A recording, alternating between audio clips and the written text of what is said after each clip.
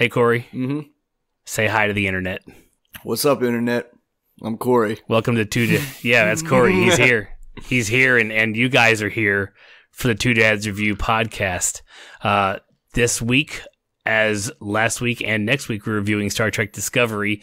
This week is episode 12. We have some things to say about that episode. It was a little bit of a shorter one. I can't promise it'll be a shorter podcast, but by God, it was a shorter episode in the string of things. My name's Clay. You've already met Corey.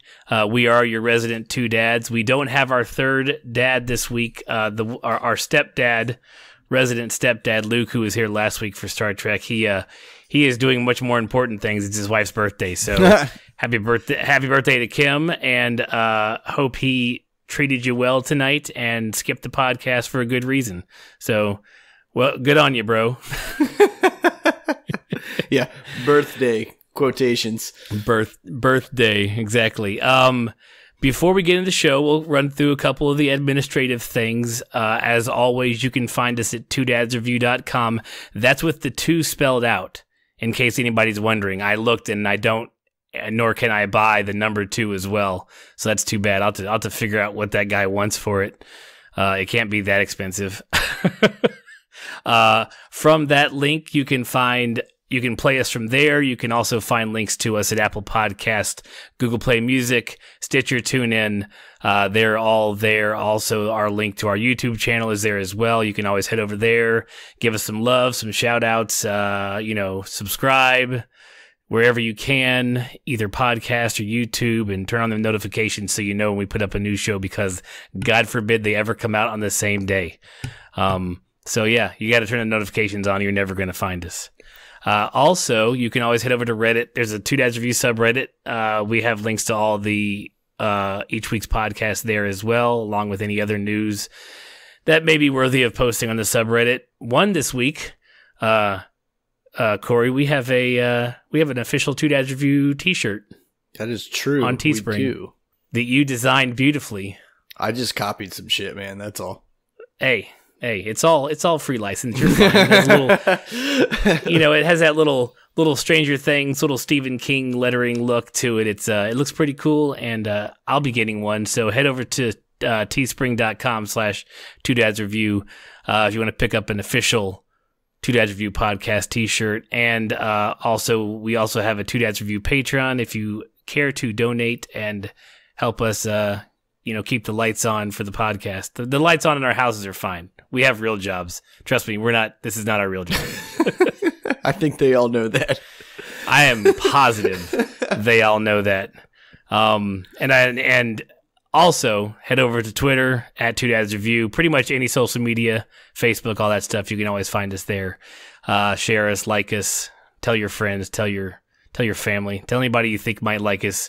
Don't tell your kids, because we cuss a lot and they should not be listening to this. No. It's not. I mean, unless they're older and they got if they're older and they got common sense, man, throw them our way. We'll take them. Don't say stuff like that on the internet. You know what? I didn't really catch all that. Everybody was breaking up, so I kind of lost signal there. I hope I didn't say anything too rough. Yeah, that's what happened. Nice. That's there forever. All right. So, Corey, shall we jump into this episode? Yeah, let's get it going. I'm already off to a rough start. I know it's a rough week. All the temperature change. It got warm. I don't know what to do with it. I got a headache every morning because of the pressure change. I'm just old. Shit's creaking. I can't stand it. Yeah, dude, you're like a fucked up old wooden ship. Jeez, man.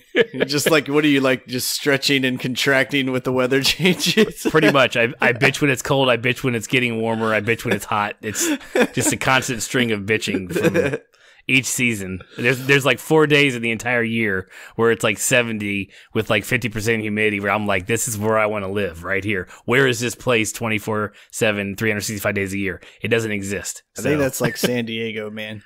Well, but no, because then it becomes like 120 or something in the friggin' summertime. So that's not San Diego. I've lived in California, and it is not like that near San Diego. Trust me. But once you get past like 105, it's just pretty much just hot. It doesn't feel any hotter. Yeah, it's like, I mean, plus it's just dry. It's just dry out there. It's that dry heat. I know, you're right. Yeah, exactly. Everybody says that. Like, what is that? Yeah. There's no moisture in it. You don't kill yourself trying to breathe. Yeah, you don't open your door and swim to your car. Yeah, I completely agree. Or you have to carry on a sweat rag all the time just because the minute you hit outside, it's horrible. Yeah, and I never thought I'd be a sweat rag dude, but like the older I get, the more I feel like that's a good thing to have around. Yeah, then in fall when it cools down, you just collect the piles from each vehicle that you've brought one into over and over again. Yeah, seriously. Oh man, yeah, it's rough. Life's rough as an old sweaty guy.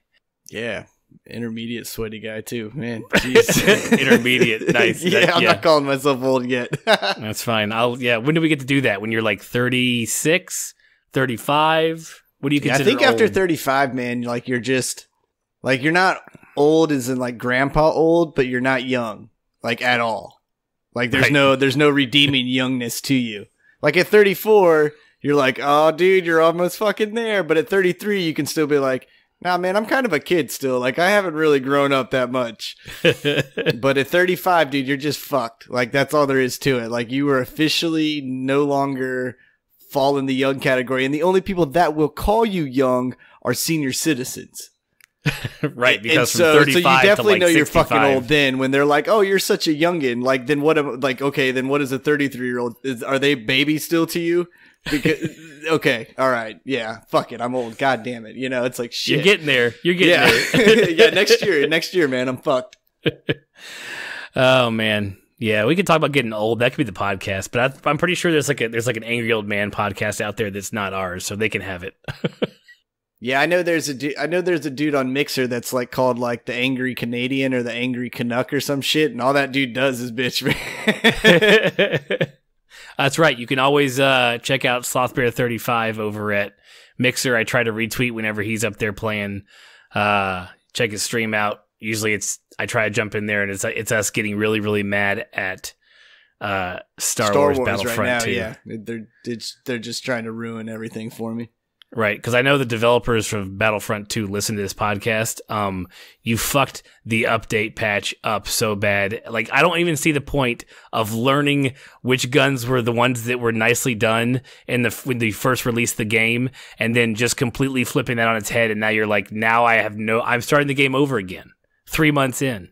Yeah, and by the way, like, if you were like me and didn't spend the time on like every gun trying to rank them up, and you were like, oh no, dude, I just got super good at one gun and I'm just gonna crush it with that, and then you're totally fucked because now every other gun is completely nerfed too, and you're like, it's gonna take me forever to get 400 kills on this fucking gun. Yeah, right. And let's not shooting air at people. Let's not forget, like, you took 3 months and also in that time like built your streaming audience to a fairly substantial number, and they're like, man, you're really good. And then one day a patch happens and you look like every other douchebag running around shooting at nothing. Oh yeah, dude, I have now like I have nothing to offer them other than my kind words, and I'm like, hey man, I hope this gets you through this shit stream of me playing this game. Yeah, you definitely didn't tune in for good gameplay. You could have a week ago. A week ago, I was amazing. Now I suck. Yeah, if you ever wanted to see something that could have been, I'm right here for you. Hey, see, has been right here. Yes. Looking at it live and in color. Oh man, yeah. Thanks, Battlefront 2 developers. Like, I can't wait till you unnerf half the stuff you fucked up, and then we still have to figure out which one it is, because God forbid, and whatever stats you release to your website as to what you did to each gun, you are all fucking liars. You're liars. There is no way that is the tiny little, we changed it from 0.07 to 0.06. Bullshit. I call bullshit. Yeah, I don't know how math works that well, but like I know that shouldn't be that much of a percentage drop to cause that least, like the gun should still be pretty much doing what it did beforehand, not half of what it's doing. Yep. So just if you can sleep at night lying to us, thank you. I hope you sleep well. Okay. That's off my let's chest. get this episode going. I'm loose now. Let's do this. Goodness. All right. So let's start with our patented Two Dads review step through of the episode. We have a lot of things to talk about. I'm actually usually quite partial to Star Trek, and I usually have a really, really hard time finding things wrong with it. I got some bitches and moans this episode, Corey. I really do. And the first thing I have is something I mentioned last week, is that the reveal of Giorgio felt like a commercial break cliffhanger, not a see you next week type cliffhanger. Just kind of because we've all kind of figured it out. And it kind of bugs me that we've been so right. Does that bother you at all? I know you're not a Trekkie, so you're just watching a show. Does it bother you that we've been right since the what is it, what could it be, came to us, back episode 2, 3, 4, things like that? Like, we've been right. We're never that right. No, man, because I feel like I could do that with almost any TV show these days. Yeah, but are you that right all the time? I mean, if I really analyzed a show, yeah, I feel like I could pretty much tell you like exactly what the hell's going to happen for most of the show. Like, I guess I expect more because it's a Trek show. Yeah, I completely agree. Like just from the lore of it, and like its glitz and glamour that has followed it for so long. Like you don't make such a long lasting show with mediocre writing. And I'm not saying the writing's mediocre, but I think the whole gist of the story so far it's nothing like mind blowing outside of the spores. Like that was super cool. But right. The rest of the character building and everything is kind of your tried and true, like, here's a good guy, here's a bad guy. And like, I know they threw us right in the mirror universe, and that was kind of like, ooh, hey, we don't get to see this. So maybe maybe that's why it is so easy to tell, because it is the mirror universe. And so everybody is literally just going, oh, well, we're just in an exact opposite world. So, hey, these things just seem to make sense now. Like, right. So if maybe we didn't know we were in the mirror universe, like I'm just saying somehow they could have kept that fact hidden. I think these reveals would have been a whole lot more like, oh shit. But we were like, okay, we're in a mirror universe. We have an emperor who on the show is either here or not here that could play that character, who could flip that. And you're like, well, there's pretty much one or two people, and 2 of them are already in the show, so it's gotta pretty much be, unless they're, and then you go, well, what if they bring in a whole new character? And then you go, well, then they wouldn't do that because we haven't seen them yet. You can't just bring in a whole mirror character and then like, what, we're gonna like not have any background information on them in some way, shape, or form. So I don't want to say it's bad writing or easy writing, like I don't think they took a cheap way out. I just think since it was this mirror universe, it just kind of made the pieces fall into like place a lot easier. Right. And that's one of the complaints I read since the episode aired, is that like their whole excuse of like, all of you haters who have been hating since day one because this isn't your Star Trek. Well, it's because it's not, because we're in the mirror universe. We're going to be there. One of the main characters is from there. That's why they're not acting like normal people, so on and so forth. That's that kind of pandering by the staff, by the writers and producers of the show, kind of bugged me, to the extent where even later on in the episode, there's a blatant part, and we'll get to it, where that either in the script or the director or somebody else was in Jason Isaac's ear, or Jason Isaac himself made this call, but then everyone else had to see the dailies and say that was fine. There's some stuff that happens where it's like, that's not what you would be doing as that character. You're doing that for the audience to keep the twist just a little bit longer, and I don't need that. And furthermore, my bitching, I don't need to be watching interviews or after treks. I would rather, as an actor or a director or a writer or a producer, I would rather you tell me I'm not going to answer that question than to tell me a bold-faced lie. And tell me, just because you lie doesn't make it a twist when what you found, no, you just fucking lied to us.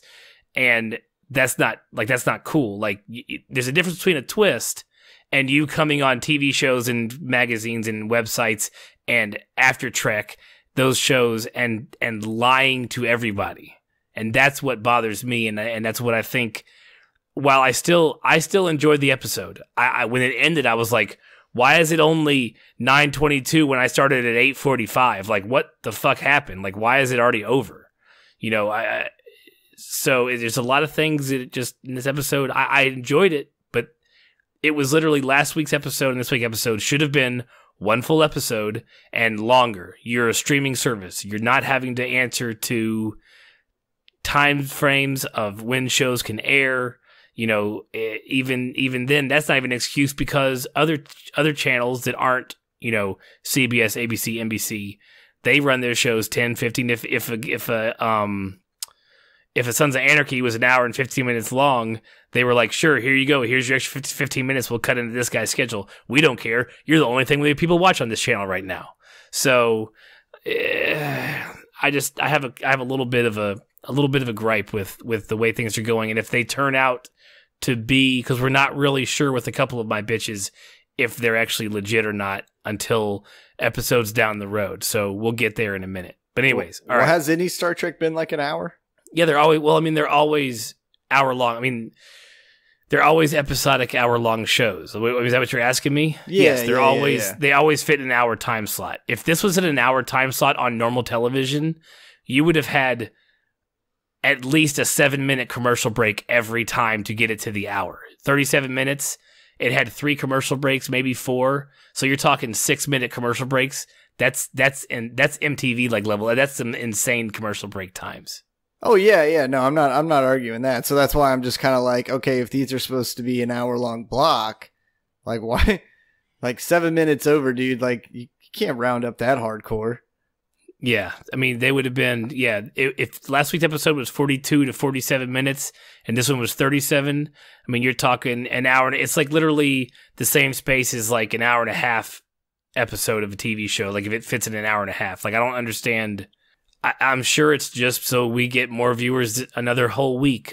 Who knows? I don't know. I mean, I'm done trying to guess CBS's, the way they're handling this show when it comes to releasing numbers on how many people are watching it. I haven't looked in a while, but when I was looking back during the break, they're still running the numbers on how many subscribers they got extra when the show started, how many people are watching the show weekly, or how many have watched it so far. Those kind of numbers, I believe, are going to be staggering. And it's like, why can't this show should run? The CBS All Access should be called Star Trek Discovery and other shit you're not going to watch. Because none of the other shows on that streaming service can be getting near the traffic that Discovery does. So, I agree with you. I agree with you, man. Like, but then it doesn't make that nice episodic cut when they're breaking the list down. You know, when they go, all right, we're gonna have 20 episodes this season, 15 episodes this season. You know, whatever, whatever number they're throwing out, right? Like, so they were like, shit. All right, I guess we're just gonna cut it like this then.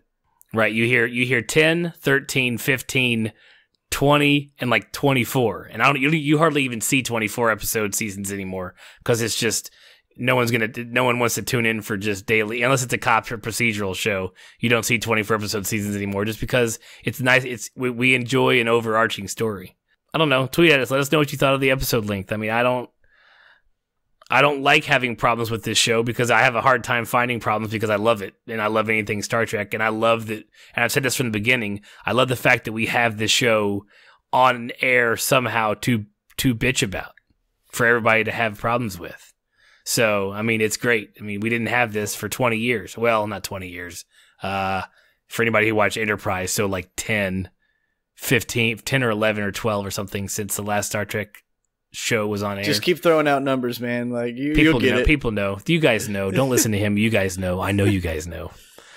Okay. All right. So stepping through the episode, we pick up right pretty much where we left off last. Burnham and Lorca have been summoned to the ISS Charon, which is the name of the Emperor's flagship. Which, by the way, looked cool as shit, man. That thing was huge. Now, do you know what a Charon is, sir? Who Charon is? No. I Googled it. I actually did my research before the podcast for once. In Greek mythology, Charon is the ferryman of Hades. He's the one who drives the boat, who carries the souls of the newly deceased. Oh, across the river of Styx and all that jazz. Across River Styx and a Charon. Apparently there's 2 rivers. And those are the rivers that separate the world of the living from the world of the dead. And so her ship is called the ISS Charon, which is, that's a pretty pimp ship name, just saying. Yeah, I mean, if you really wanted to, like, instill fear in people, it's like, hey, dude, taking you across to the other side. How's it going? Right. This ship is here to deliver you. Have a nice day. Mm-hmm. I thought it was kind of funny that they weren't told where the ship was. They were just like, no, we're going to autopilot from here. You don't worry. You just sit back on your little shuttlecraft and relax. Like, we'll program the coordinates that you don't know, and you just go ahead and just sit back for the ride. They were so here's my first, like, plot hole. So her ship blew up the planet, so they fired their photon torpedoes from 27 million kilometers away, because that's why so last week we speculated that she said, you know, why can't we see it? What ship is it? And we speculated it was going to be the Klingon ship, because it was like a giant flying middle finger if you take the guy who's leading the rebellion ship from him. But it wasn't. So I guess they fired those torpedoes from that far away. No, I don't think so, because like you saw the ship like right next to her when it was like blasting in those torpedoes. Did we? Yeah. I don't know if we did. I don't know if we saw that ship. I think we would have recognized. I think we would have noticed that ship. No, because it was like the front of it, wasn't it? Because I'm pretty sure it was like we saw him coming in, and then it was the front of. I don't know. Whatever. Doesn't matter. I don't know. All I remember was seeing the torpedoes blasting the planet and everybody ducking away. Actually, I did not notice that, but if you go back, I saw it online today. If you go back and watch last episode, when the explosions happen on the planet, the people behind, when Burnham's watching it happen, she's staring at it, and everybody behind her is turning their eyes away, but they're like fuzzy and in the background, so you don't really notice it. I did never notice it watching it twice in a row, but somebody picked up on it. I was like, well, you know, we bitch about certain things, but then you throw beautiful, like, just little tiny shit like that in the background that already gives you a hint about that entire race of humans in the mirror universe. Yeah, like that they're all, light sensitive. Right. So that's, hey, you guys gain a few points, you lose a few points. So, in the checkbook of our show life, you're doing okay. But we still have complaints. Far and few, but we do. Right, very true. While they're flying over, we learned that Saru was able to decrypt the information on the disk that she sent over with almost dead Ashvok.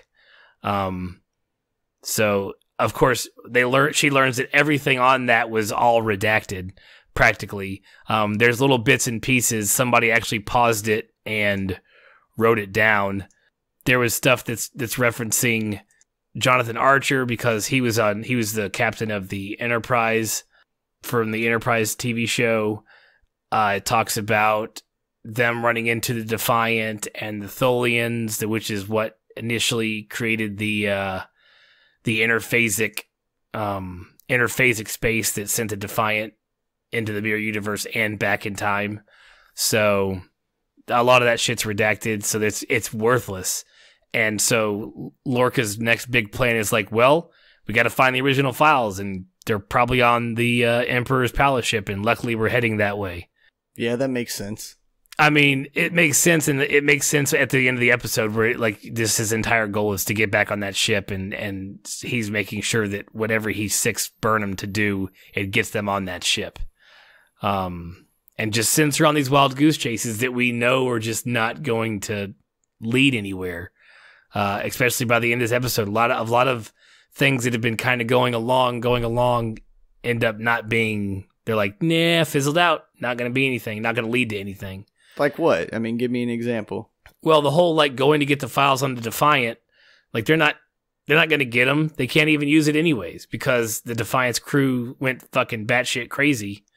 So the whole point of getting to Defiant and then learning how it got over, she learns how it got over, and they can't use it anyways. So you had this overarching of we have to do this to figure out how to get back for episode after episode after episode, when it's really just Lorca just trying to get back on that ship. Yeah, but I mean, you had to have like some kind of like story going on that Lorca was feeding her. Yeah, I mean, yes, Lorca had to have some kind of story. It's just, and then it just all fizzles out. So, are we ever even going to see the Defiant? I mean, some of us are like, I'd really like to see the Defiant in this this take on the universe. So, yeah, but I mean, you may not, but like maybe that was the whole that's the whole thing. They just bring it up because that's Lorca's crazy ass story he needs, and it's like a throwback to, you know, all of the people for the Trek fans at the same time. Like that's what it is. Like, you know. Okay, so as a fan, let me tell you what I think of that. You can't just throw in things of that size and that it's such a big thing. Like, we want to see, like, look, let's all who's listening right now who are large Star Trek fans, let's not kid ourselves in saying that we don't want to see the Enterprise on this episode, on this series. Like, we want to see the Enterprise. Like, that is, we may be liking the Discovery and loving the crew, and we may have crushes on Tilly, but I at least want to see the ship. You know what I'm saying? And even if comms visuals are down, I want somebody doing a bad Kirk impersonation over the comms. Just, I don't need it to be an entire plot. Just give me that. Let me see your version of the Enterprise. And hell, let me see the Defiant, because the web, that's a stupid thing. The wireframe of the Defiant we saw a few episodes ago, there was changes to the body of that other than just like, you know, updating the look for 2018, 2017, 2018. There was like extra shit on like the nacelle, like the posts that hold the nacelle. There was like extra shit there. So like there's been modifications to it. We know that if you know the canon, that Hashi Soto is her name, I believe, took the Defiant and she became the Emperor 100 years ago when the Enterprise crossed, NX-1 Enterprise crossed over, got the Defiant, and then she took it over, became the Emperor of the mirror universe of the Terran Empire, using the Defiant because it was 100 years in the, you know, of future tech. So she had the best ship in the whole galaxy. And so that's how she ruled for however long she ruled. We know that there was modifications to it. We know it's 100 years old. So like, I don't need it to be do not make things like this a throwaway. Like if we never see a Defiant, I'm going to be like fucking livid. Like, you don't just tease me with that and then like, nah, it's nothing, fucker. And then you move on. I mean, but is the Defiant the only ship that's crossed over into the mirror universe? That stayed, yes, as far as we know. Especially from the shows we watch. Well, I mean, then that's like the only ship that they could like recall anyways. Agreed. So I'm not saying we're not going to see it. I'm not saying they're not going to get to that ship. I'm not saying that, like we said last week, and by the end of this episode, we may, you know, one of our questions is going to be, what is Giorgio going to do when she gets her hands on the Discovery? You know, one of our theories last week, or maybe it was the week before, I don't remember, was that, you know, what happens if the whole crew has to like move over to the Defiant because the Discovery is destroyed, or, you know, however they choose to, when they end this series. You don't like the idea because you like the Discovery, you like the spore drive, and I'm with you on that. But then if the Defiant thing is a throwaway, then I'm just kind of like, you kind of blew that one. You could have, you know, if you're not coming back to the mirror universe, at least show it to us, which they still could. I'm not saying they're not going to, but I feel a throwaway coming on, and it's going to piss me off. See, like, to me, I see it for what the story is. Like, that was Lorca coming over, knew there was a ship, like him telling the tale of the Defiant. Like, it was the white whale, man. Like, we're stuck. Oh no, even though I think he knows that they're really not stuck, or he's back. He don't give a shit.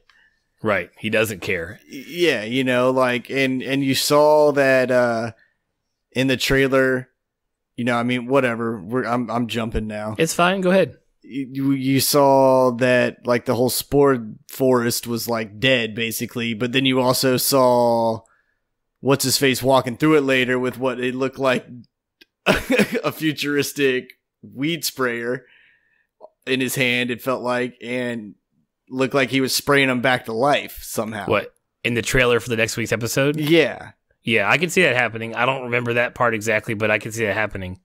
And you also they could get spores elsewhere, at least for one more jump, because we know that the mirror stamets has been, conducting. There are spores on this half of the, this mirror universe. So just because their supply is dead doesn't mean there's not more to find. Hopefully there's a large store on the Charon. If not, it's going to be, I don't think we had that many more episodes in the mirror universe, so it's going to either feel rushed or they're going to find like one tube of spore charge and then it's going to be it. But then there's no more spore jumping, and that's sad because it's cool. I don't think the spore jumping's going anywhere, man. Like, they're going to find a way to revive that whole forest, and it's going to be a thing. And then you're going to, because he's just the prosthetics they got to put on his arms now every episode for him not to go back into that thing. Right. It's just a waste. So, and I know, it's kind of dumb trying to, figure out an episode like that. But, I mean, if you look at the way they've built characters and you look at the aesthetics they put into them, you can tell when a guy's, not going to be around. Right? Or when something's not going to be there, because they wouldn't have made it such a big deal to show his arms the way they are. Now I could have seen the Spore Drive diving when Stamets met Evil Stamets and was would have picked his brain more and realized that, because whatever way he got in was definitely not the way our Stamets got in. So maybe if they touched on that a little bit more, but then again, I also thought both Stamets woke up in the wrong bodies. Oh, I know. For a hot second, I did too. For a hot second, I thought that may have happened, but it didn't. But they are both awake. If the evil Stamets would have woke up a little confused, I'd have been like, oh shit, they switched bodies. But they showed them both beelining it to where they needed to go. Right. And I was like, okay, well, I don't feel Prime Stamets could have wore that face as well as he needed to, right? Right. Yeah. So I'm with you, but then that would have been two body swapping or body merging people on one show, and that would not have gone over well. Not with the fans. Yeah, but then you would have got rid of one because let's say Ash is Ash, and then you had Stamets flipping, and then just I don't know, whatever. But then you could have kept him in the mirror universe, and you could make your way to the Defiant now. Very true. Or he at least had more access on that ship. But yeah, that's a good turner. We'll get there. To end the scene in the shuttlecraft, you see Burnham has a pain receptor deadening hypo spray. And I was like, boy, it would have been really nice to have that a couple days ago when he was already in an agonizer. Yeah, it would, it'd have just been nice to have that at any point in time. I feel like anything that's called an agonizer, and that's such a simple name for it too, but it just sounds awful. Think of all the times you use the word agonizing, even when it's it's always to describe something like nails on a chalkboard, right? Mm-hmm. It's never to describe something like, dude, I was impaled and I was actually in agonizing pain. It's the most annoying thing you can think of. And you're like, dude, it was just so fucking agonizing. I had to listen to that shit. So to me, an agonizer is not a whole bunch of brooding fucking male dominant guys alpha mailing the shit out of you and beating the hell out of you. It's not that, dude. It's every annoyance that you could possibly, every pet peeve you've ever had in your life is now just fully thrusted upon your nervous system in that agonizer. And that's what you're oh my God, get me the fuck out of this thing, because I'm going to virtually claw my own eyeballs out of my face if I have to picture being in this thing one more time. That to me is what the agonizer is. It's not the most intense pain you felt continually. Yeah, it's every intense annoyance you've ever had into one giant agonizing pain, and that's how you get to where you're at for that thing. I like that take. I'm not really sure what they're going for, but I do like that take because it does sound like... Well, then they should have came up with a fucking cooler name than the agonizer. like the pit of despair, tube of, I don't know, man, anything, anything tube else. of justice. Yeah. Okay, so all right, so they're on their way to the Emperor's ship. So we moved to Saru and Tilly are in engineering. Stamets is plugged in still from last week, where he was twitching himself around, and he's not all the way dead, or what did they say in Princess Bride? Since you just made a Princess Bride reference, I may as well pull another one in here. He's mostly dead. He's only mostly dead. So they're still treating him, and she's saying, Tilly, her lines. You know, what was it she said? She's like, look at his skin, it's so dewy. Nothing. I'm sorry, man. I didn't. She's like, look at him, he looks so much better. He's looking better all around. Look at his skin, it's so dewy. Just her line. I don't know. I have to write down everything she says every episode. Yeah, man. I mean, like, I get it. You're in love with her, but I think that might have been some rose-colored glasses shit going on right there. Whatever, dude. She's perfect. Leave her alone. She's perfect, and don't you judge me.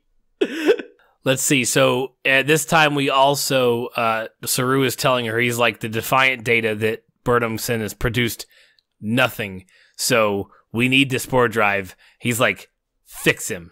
And I was like, and speaking of like rose color, like her eyes, like she just looked so pitiful. Like when he was saying, she's like, I don't know if I can. You could see it's what she was saying. Like, I don't know if I can fix him. Yeah, no, she did.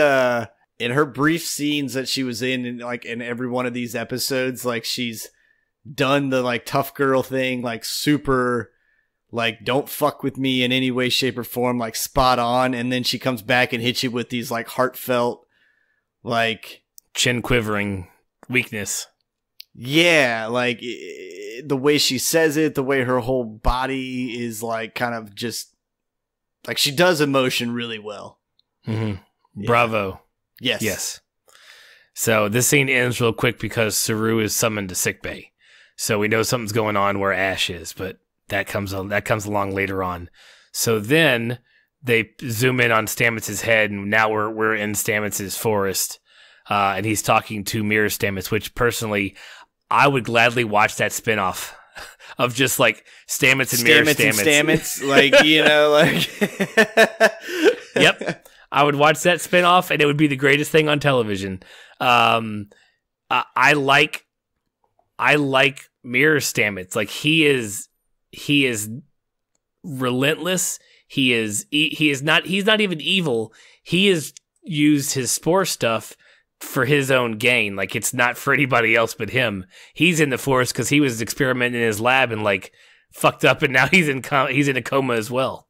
Yeah, I like when he was telling his story. It was not like, oh yeah, man, I stumbled across this thing and like now, like, you know, I helped my team out or whatever. He's like, nah, dude, I was just trying to fucking be cooler, and I put myself in a coma and I woke up here. Right. Like, I was like, yes, dude, I love how like self-involved he is. Right, and like no remorse. He's like, I was doing this and then whoop, fucked up. Yeah, like, and that was the best. Like, that was one of the best parts about his character too. Is like, it was also like, that's what Happy Stamets would be like.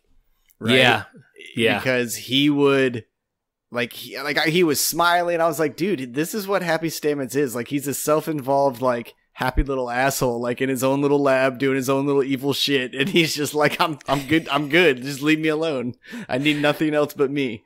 Right. All we get in the Prime universe is, like, Eeyore's sad Stamets, which is slightly annoying at times. Yeah, he maybe smiled once when he was brushing his teeth in the morning, and then like that was about it. Yep, that's exactly what it was. So they, you know, he's walking him through, explaining some stuff. They shake hands, and it takes them to a mental projection, like the corridor of the Discovery. And he's like, "You've got to find engineering," and then like the red fungus infection is like eating up his, you know, idea of the Discovery, whatever they're in. And so they finally found, you know, get to engineering. Yeah. And they also, during this, they explain to the engineering in this head, but then in this, they also explain that, Mirror Stamets was trying to. He had known that other Stamets was out there and was trying to contact him, and so, but the only thing he could do was like show him images of his universe. So that's why Prime Stamets kept seeing like the palace, and he kept, he saw Captain Tilly the time where he exited the chamber and called her Captain, things like that. So that was an interesting learn that he was the one that was like putting that in his head. Yeah, this weird astral projection shit that was going on. Like, the only thing it made me, you remember in Underworld when she tries to, like, wake up, like, the head vampire guy, and it's, like, all scattered images shit? Like, that's the only thing I could think of. I was like, they did some weird blood transfusion thing. All right, I got it. Like, that's exactly what it was. Like, he was trying to get the information to him and just didn't, all he could do was little tiny things, but yeah. That scene, so they're in engineering, and they beat the red stuff before they find engineering in his mind before the red stuff gets to them, so they're safe for now. So we move on to the palace ship. We see the palace ship for the first time. It's not the Klingon ship, so we were wrong. So, hey, you already had the sets, so I figured you may as well just use it instead of, since you already blew it up. But, I'm sure it was repurposed. I tweeted about this and I wrote it all down because it was fucking amazing. But Emperor Giorgio went a little Khaleesi on us, like with her titles of all the shit that she is when they were announcing her to everybody. Oh, yeah, like Reaper of soiled oats from Mars, blah blah blah. Oh, you wrote it all written down, man. Okay. I got it written down. So first they title her Most Imperial Majesty. Okay, Mother of the Fatherland, Overlord of Vulcan, Dominus of Kronos, Regina Andor, and then they name her Philippa Giorgio Augustus Aponius Centaurus is her full name. Augustus being the common what I found it online, a common title bestowed upon emperors in Rome. Iaponia, which is not exactly what they said, but it's a Latin form of Japan, like the word Japan, so it's suggesting like a Roman Japanese thing. And then Centaurus, I don't know. That's just what it is. So it was kind of neat. The rest of the the words they added on to her name. But yeah, little Khaleesi, little Game of Thrones titles. So, what are you going to do? Yeah, my whole quote, in that, like the whole thought process in that scene was, I was like, why does every king or queen or anyone walk downstairs so slow in every show? Like, she had to take like 3 steps down, and it's always this like slow 1 step at a time, like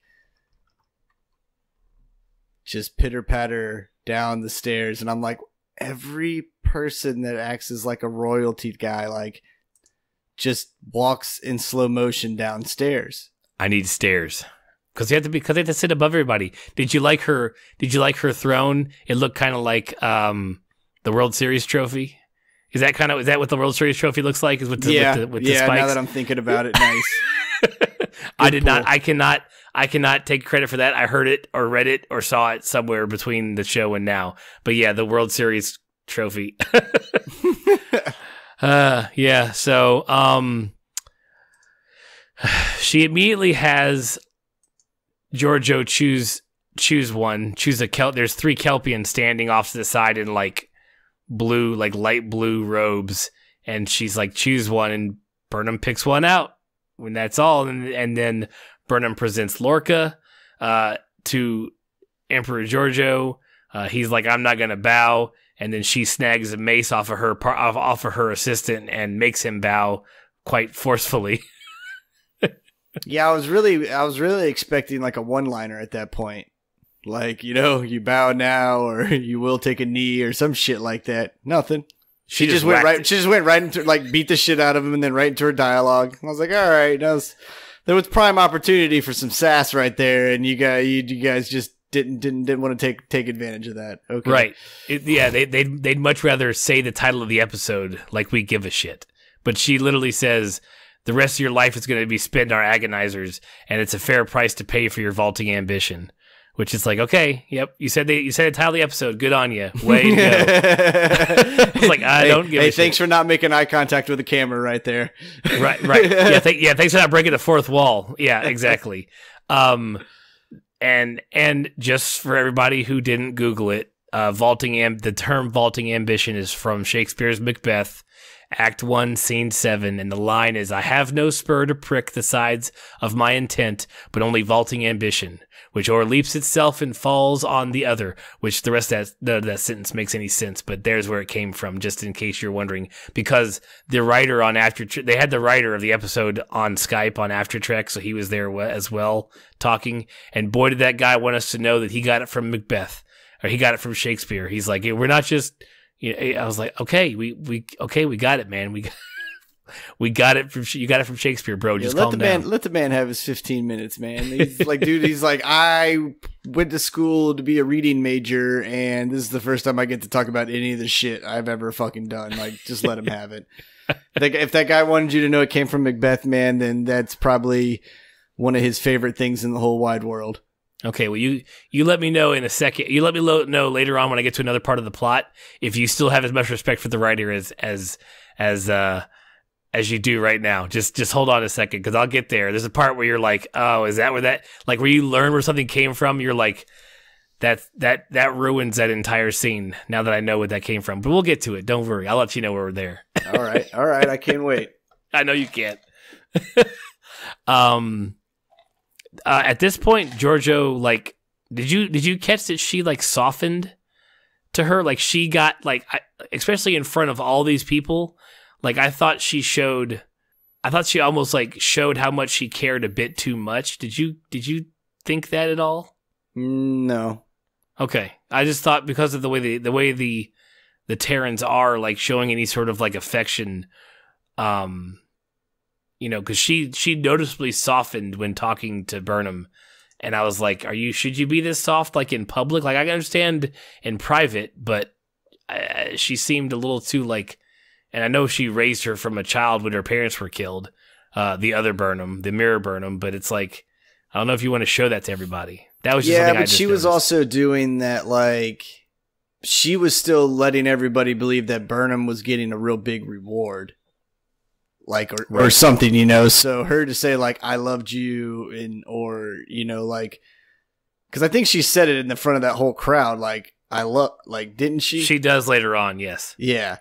Like, I don't think that was really that big of a deal because she is the Empress's daughter, but you can still like tell by the way she's talking, like, it's not like she's like, hey Pumpkin, I love you, like, you're super awesome daughter. She's like, this may be the one and only fucking time I say I love you ever, and I'm going to make sure that the whole world hears it because you are my number one. Like, if there's any doubt, then there will never be doubt now. You know what I'm saying? Like, I think that was kind of more of it because it still wasn't like, it really wasn't a whole heartfelt moment going on in there. They didn't hug it out. I get you. Yeah, like, I still think the way she portrayed it was very Cinderella, like the stepmother talking to her daughters, and like still letting them know that like, I'm queen, like, shut the fuck up. I think she did a very good job of doing that. All right, I'll give you that. Yeah, I get that. And at the end, she says she wants her in her quarters for dinner, but she wants her to get some rest first. So they end off. She goes on. They all go their separate ways. Everything seems okay at that moment, like she's gotten away with it or whatever they're doing. Then we move to the sick bay where we get Ash Vok just losing his shit, tied down to the bed. He's screaming all in Klingon. And then all of a sudden, so last week we gave the actor credit and mad props for the way he's done everything, and the fact that last week, I said we saw Ash die, like we thought Vogue took over completely, that the Ash consciousness was gone forever, and I would have been okay if they left it that way, to be completely honest, but they didn't. Here, he comes out of it during a screaming fit, and he speaks in English, and the first thing he does is check on Burnham He asks Saru, how's Burnham? Is she okay? And then, I mean, he only comes out for a hot second, but then he goes right back into Vogue and screaming and fighting against the restraints. Did that bother you as a casual watcher? Nah, because I knew that dude wasn't gone. He's Burnham's love interest. Right. And I knew that. In the back of my head, I'm like, are they going to really, what's this guy going to do? Go fly around on Klingon ships as a human? Yeah, but I think it was one of those things like they can't make them be together like right away or probably ever in the show. Like, right. You need that weird tension the whole time. Just kind of like they did it with Bones, and then finally when this thing wraps up, if he's not dead, something will happen. But even then, I doubt that. Like, it'll be... Are you just like now catching up on like all the Bones? No. Like, I'm using that as a reference because there was like, I just remember there's like 9 seasons, like there's like 12 seasons of Bones, and 8 of those, they're not together. Right. Like, and then when they are, like, shit goes crazy. Yeah, right. But you can tell they love each other, like, we get it.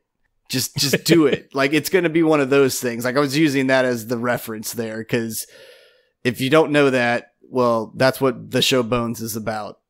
A giant love interest that lasts 8 seasons and then 4 of them together or something like that.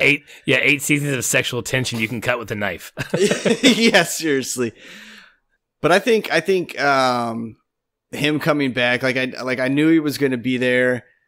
But what really kind of sparks my interest now is like we also witnessed technically Vogue die too. Right, and that's one of our questions at the end: is that what L'Rell do? Does what L'Rell does to him actually kill Vogue? And I can't believe they would do away with that character either. So we're kind of in an impasse because you can't split the characters. Like there's no Ash physical body anymore. The body we're looking at is a manipulated body of Vogue, whose consciousness is still who is still there, and they've overlaid Ash's consciousness and memories and thoughts on top of Vogue's brain. So yeah, I don't know. So someone has to die of those two. Yeah, and I think that'll be Vogue, and I think, like I said, I don't think we're out of the mirror universe, and so like we don't know if the good Vogue got away. Right. We know he's away because we didn't see him die. He's alive. He's good. Yeah, that's what I'm saying. Like, so, is she gonna, like, is this where you start to get the whole Cleon? I have a brainstorm. Oh, okay. Like, but I'm saying, like, okay, is this where you start to get the whole Cleon Federation coming together because of her? And, well, how about, let me tell you my brainstorm. Or not just, so L'Rell has seen the caringness that humans can provide. And then you have a perfectly good and healthy Vogue in this universe who they could easily bring over to the Prime universe. Well, that's what I was getting ready to get at. Is she meets him, falls in love again, understands that it's not all Kalish. I think I said that right. Yeah, and it's, you can have this society of everybody together coexisting, and so maybe he comes back, or she meets him and then she comes back, and now she's starting to work with, the members of the Discovery and going like, well, if this just ends the war and I don't have to watch any more of my people die, then this is what we need to do. Like, because she's lost the one person that she's loved. Possibly. It could be an interesting turn. And then, of course, I mean, there's definitely a bazillion different ways that they can make Vogue again, but I mean, if that, like, then again, if that's the actor that plays him, like, are they gonna, like, how did they do this, man? Like, did they just have him film all of his Vogue shit at one time? And we're like, okay, knock all this out, dude, and we'll give you like a week off, and then we'll see you again without fucking makeup, for True. 8 hours a day. True. If they like do that's a large load to ask of like one dude, especially for 15 episodes. Yeah, you're very true. There's I think he said last week that the fight scene they filmed took like a whole day or two, maybe, and or maybe it was one whole day in Klingon outfit and one whole day as a human, and said it was just insane. But yeah, I can see that. That's got to be fucking crazy. Yeah, that had to be nuts. and then have the double and everything. It's I would love to just like work on a set for something just once in my life, just to see how that shit comes together. It's probably the most insane shit, like live, like in person. You're like, how does this ever become anything? And then lo and behold, it's all nice and pretty at the end.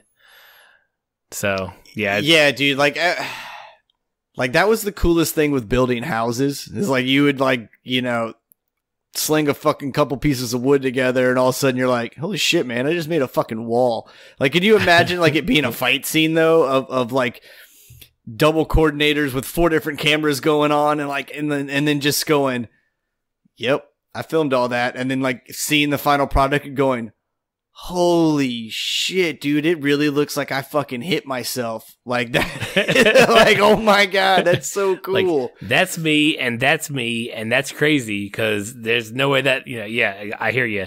Yeah. There's actually... I mean, I get excited when I see myself on a green screen, and like my video games are like, and I just look like I'm floating in front of the video game. Like, that's cool as shit to me, dude. Imagine it being a fight scene. Right. Well, you got to wear that sweatshirt you're wearing when you game next time, because it's green too. So you just be a floating head by the time you're done. Yeah, just be a floating head on there. Yep. That's awesome. Because I apparently can't do a Star Trek episode without bringing up Star Wars. But if anybody wants to see like pure joy in a man's face, there's a video out there on YouTube of John Boyega, who plays Finn in the Star Wars movies. There's a video of him and his buddies in like his apartment, like watching the first trailer for Force Awakens, and like if you remember the trailer at the very end, like he clicks on the lightsaber and starts the battle with Kylo Ren, between him and Kylo Ren in the forest with the snow at night. Like when it's him, he held the lightsaber, but it was a prop, and it had it wasn't lit up like it is, like, for real. So it was him seeing himself wield a lightsaber for the first time. I want to be that happy one day in my life. Yeah, like, seriously, dude, I will have to find that video and check that out. I'll tweet it later on tonight. But it's, oh man, it's like, I just want to be, I watch it like, what, you're talking about, you need like little pick me up things that you watch and laugh at. Like, that's something I watch every day. And actually, there's another, I'll put the good one, there's one of just him watching the video. Then there's one where they actually have the trailer overlaid with him, so you can see what he's watching, because he's getting hyped like as it gets going in the trailer. He's like, yep, and then like then he clicks on a lightsaber, and they just like lose their fucking mind. But that's just a fun side. That's a good video to watch. Anyways, okay, I digress. We're going back to the plot. They install Lorca in his agonizer. That was all of that. They just stuck him in, turned it on, so he starts screaming. Whether or not he can feel it, he's doing a good job acting. And now we're at, oh boy, we're at dinner. Burnham and Giorgio are having a nice private dinner. And, Sonequa Martin Green, I believe that's her full name. She does such a good job of an actor playing someone trying to act like they're not nauseous, when Giorgio's like, Burnham says dinner's delicious as always. And Giorgio's like, well, you know how to pick Kelpian. And like, just her reaction of like the actress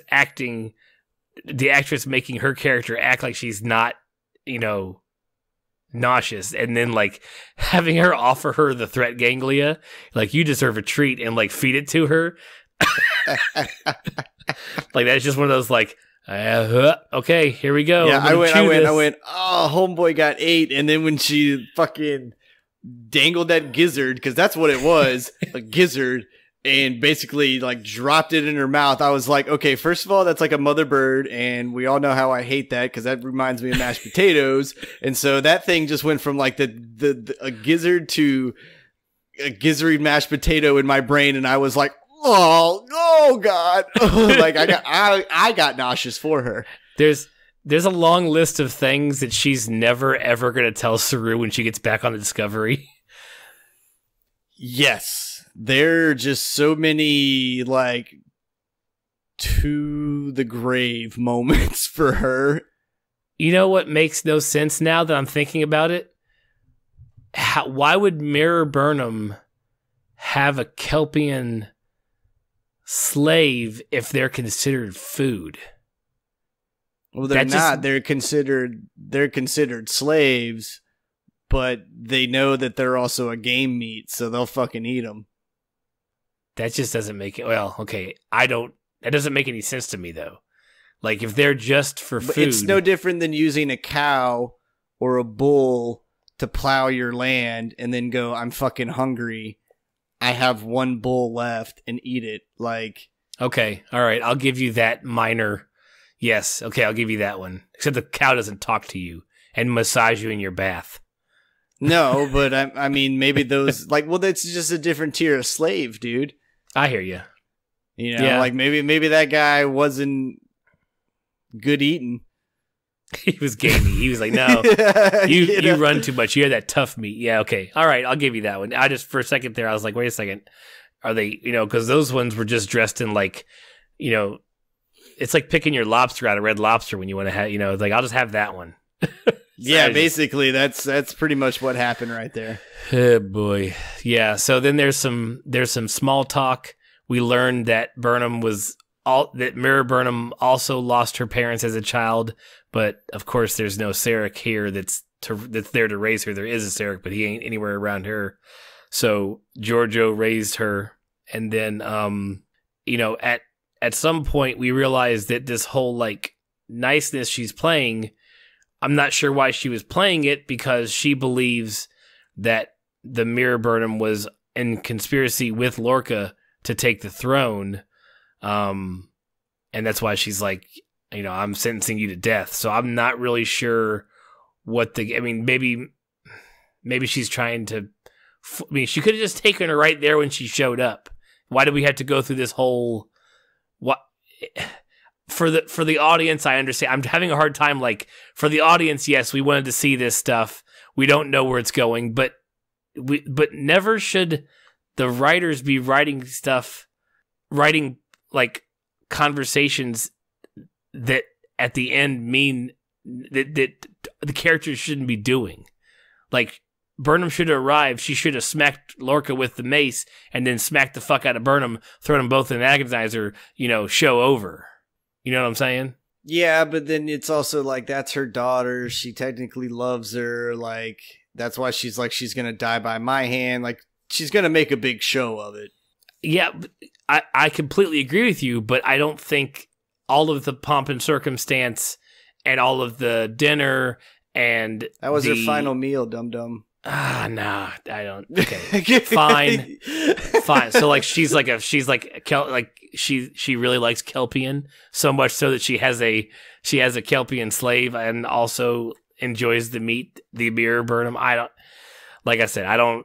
know. And there's other things this episode that are blatantly there for us, the audience, and I don't need you to write to me. Just but I don't tell think the that story. part. I don't like the next part. I'll give you. Like, I know what part you're about to go. I know. Go well, off on. not for a while, but yes. But this part, I don't think was written for the audience. Like that was an emperor sticking to her role to figure out what's going on, and then especially once she sees that.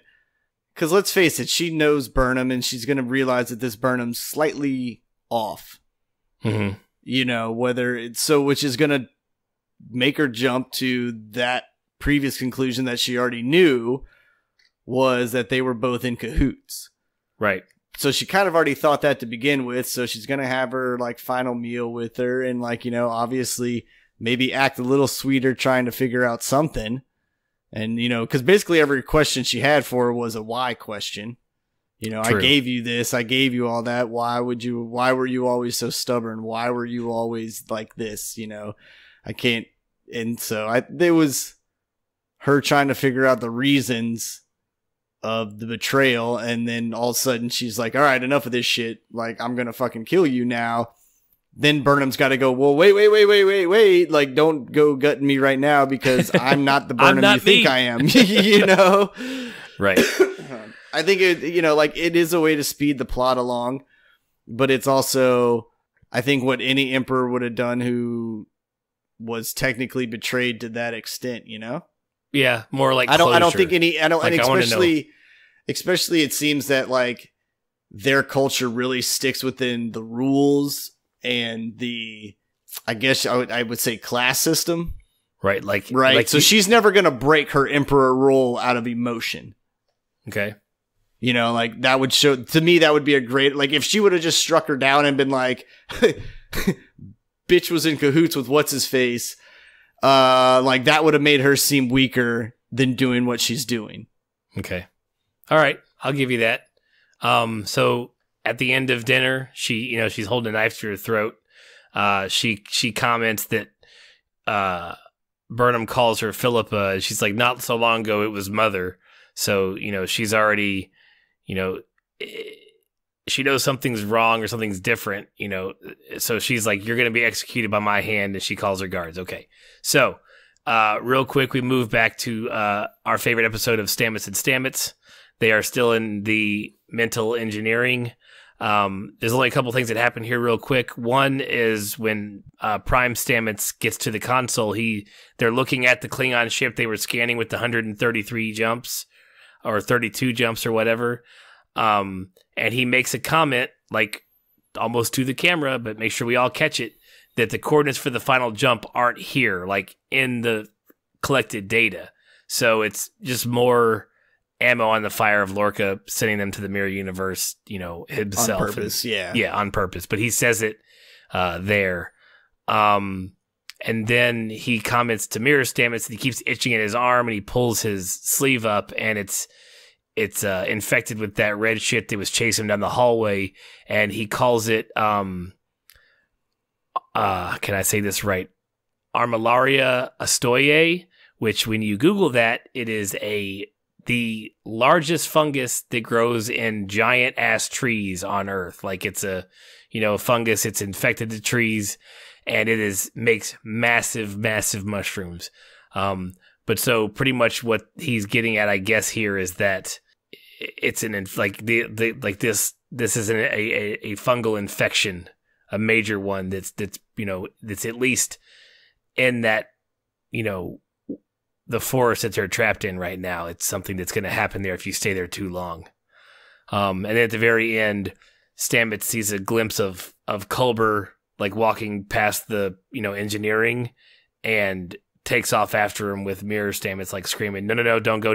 They're going to try to trap you here, whatever. So that's that. That's that quick scene. Next thing that happens, we're back. So now we are here for Burnham's execution. They're in the throne room. Giorgio has gathered her what they call it, I don't know, the generals or lieutenants or the generals or their council or whatever. And she asks her, do you have any last words?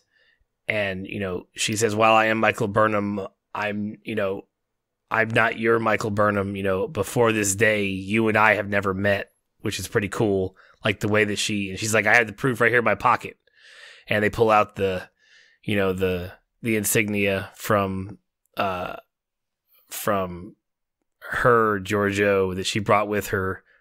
And she scans it for quantum variance, and it's, of course, pops up. She immediately, Burnham even says, our bond is strong enough to cross all universes. I think Burnham's the one that said that, trying to convince her, please don't cut my fucking head off. And then she does pull some heartstrings there. Like, yeah, she digs good. Yeah, I like how she does it with like such a hesitation though. Like, oh man, I don't know. Like, I'm hoping this works.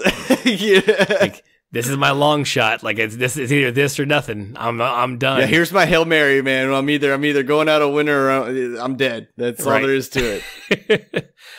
So Giorgio reaches for an object on her throne. It releases from her hand. It spins around the entire circle of counselors / whatever they were, the people that were there gathered, the council, and kills everybody but one. And that poor bastard, she's like, can you keep a secret? He's like, fuck yeah, I can. Like, let me go get him. Shit. Yeah, I definitely fucking can keep a secret. I will never talk again. Let me go get a mop. That device was and the writer told us this in the after trek that device was brought forth by a fidget spinner. Like the producers were like, "Hey, what if someone weaponized one of these?" Because there's like fidget spinners all over the writers area apparently. And he's like, "Yeah, sure, we'll write that in." And I was like, "Good God!" It's like, "Fuck you." Yeah, at least they made it cooler though. Yeah, ninja star spinning. I just want to know what you have to program that thing to do. To it's like, and just in case I ever use you, you're gonna cut in this exact circle and pray to God everybody's standing on their mark. It takes it through everybody's head. But I mean, it was I like how you that's where you go with it. That thing probably has like some kind of connection to her. I mean, let's face it, dude. Like it's in the future. She was just like she threw it up and she's like those 7 heads, boom, and then like that's why it like stopped perfectly over her palm and just dropped back down. More than likely, yes, some sort of mental connection to it. I do like how she left the one guy just to like clean up. She's like, "No, I won't kill you. You can just mop everybody up." And he does a fantastic job because all those bodies and all that shit is cleaned up like before we're back for the next scene. Yeah, that dude's strong, man. He can flat out move some dead weight. Right. So, let's see. We learned that Giorgio also knows of the United Federation planets, and she's like, "I've had the information for the Defiant. Like, we've had it for 100 years. Like, we know all about your universe. Like, it is plastered all over that ship we have. So it's not like she's a surprise, but she also doesn't want anybody to know about it. But we'll get to that here in a minute. We move on to Saru talking to Laurel in the brig. He's like, "Look, we need your help. If Ash is who you say he is, where did it go? See, she's talking about him being Takuva's successor, and that he'll light the way for our race, and this is where Saru gets some good lines every once in a while, and he's like, "Oh, I'm sorry, have you not heard? Like, we're in a parallel universe, and this universe, like, your race lost, so we got that going for us right now." So during this conversation between Saru and Laurel, we also get her literally listing out what they did to the body and mind of the Ash Tyler they captured and to Voke. So there's no question as to what has happened to like both individual physical beings. And so the listing was Tyler was captured at the Battle of the Binary Stars, the actual Starfleet Lieutenant Tyler. They harvested his DNA. They reconstructed his consciousness. They rebuilt his memory. And then they modified Voke's body into a shell that appears human. And then grafted like Tyler's psyche into Voke's body. And literally she said, Voke is now given his body and soul for ideology. So there's literally like a lump of dead Tyler body and like laying somewhere, in some operation area. You know what I'm saying? If there's anything left of him, yeah. Yeah, exactly. They like pretty much just, I guess what they really did was they did an Egger suit, like we said a week ago or whatever. Mm-hmm. He's just wearing a cleaner Egger suit, pretty much. So, and she refuses to help Saru. She's like, he's given his mind, his body. This is war. Like, I'm not helping you fix whatever you think is wrong with him. So, from there we move to Stamets chasing Culber down the hallway. It's like that whole it got spooky there for a minute because it was one of those he can't run fast enough to catch the guy who's walking at normal pace. So it was kind of a little creepy. He ends up and there was a few times where I was like, dude, you could tell Colbert almost sped up a little bit, or they sped the camera up just a hair, when he was banking those corners, because I was like, let's face it, man, that dude is running. He would have caught that. He would have caught him in that corner. They sped him up there a little bit to make him disappear. Right. So he ends up in his quarters. And then Culber appears at the sink brushing his teeth. And this is actually a real good. I mean, this whole scene between the two of them is really good and really bad. If it means what I think it may mean, we're not really sure yet. but we'll get to that part. So he asks Culber, like, "Are you in the network too?" And Culber's like, he's like, "No, I'm gone." He's like, "I'm sorry, but I died." He tells me he's died. I died, and that was rough. That's a rough little scene there. Cutting in between. Let's see, is that where they end that part of the scene? It may be where they end that part of the scene.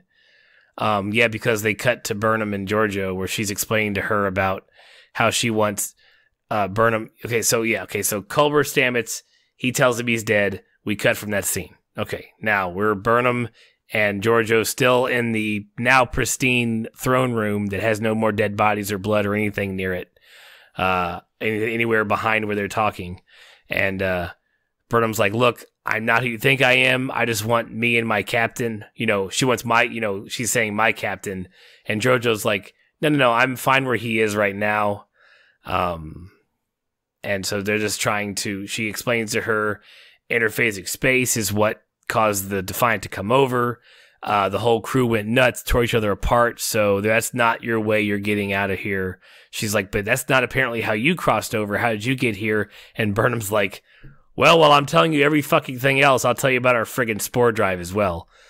Yeah, man, she did not hold back from any kind of I guess standoffish is the word, right? Well, you know what I'm saying? Like if I didn't know you the way I know you and I just met you, I wouldn't be like, "Hey, my kids' names are blah, blah, blah, blah, blah, blah." I would have to feel you out. I know she doesn't have a lot of time to do that, but man, she was just like, "Oh shit, you want to know about this? Here you go. This is how we do it. This is what it's all about, homie." Right. I mean, let's face it, she's not free. And at the end of this scene, she exchanges letting Giorgio get near the Discovery for their freedom. You're still under her control. She can still kill you at her whim. So she's doing everything she can to preserve her life and anybody else's there. So I guess it kind of makes sense, but yeah, she's pretty much just vomiting what would be the equivalent of top secret shit to just what is equivalently the enemy.